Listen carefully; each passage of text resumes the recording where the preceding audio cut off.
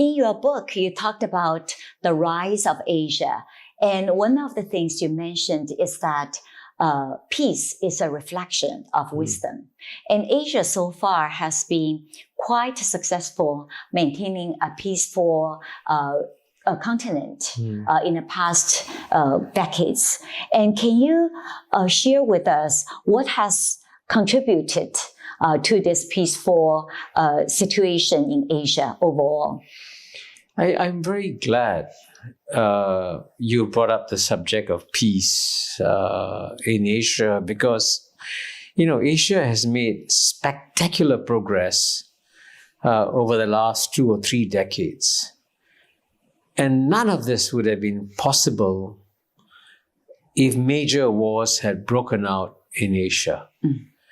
It's really a blessing for Asia that there have been no major wars since 1979, 46 years ago, almost 5 decades of peace. Now that's very unusual. So I think we in Asia need to reflect deep and hard on why we have achieved this peace, if we want to sustain it. And that's why I decided to launch something called the Asian Peace Program at the National University of Singapore. So we produce essays, policy briefs, podcasts, with the sole mission of finding ways and means of continuing this unusual trajectory of peace in Asia.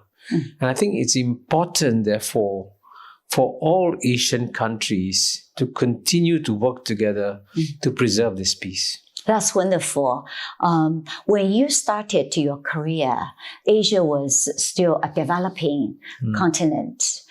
So what have you seen the difference between the time when you started your career as a diplomat versus the current Asia? Yeah. Well, I started my career as a diplomat in 1971. And if you had asked me what the world looked like in the 1970s, in the 1970s, Europe represented the present. United States of America represented the future. And remember, this was soon after America landed a man on the moon. And everyone was astounded, say what an amazing country America is. And Asia represented the past. No one thought of Asia being the future. But in the space of this time, right? Almost 60 years.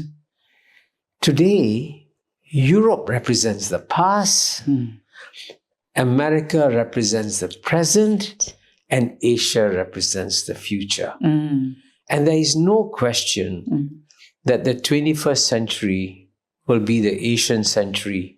And I can tell you that in 2022, when I launched my book, The Asian 21st Century, as a free open access book, the publisher, Springer.com, a German publisher, told me, Kishore, it would be good if you could get 20,000 downloads of this free book. But instead of there being 20,000 downloads, there have been 4.21 million downloads in 160 countries. So I tell this story because it shows that the world is psychologically preparing for the Asian century.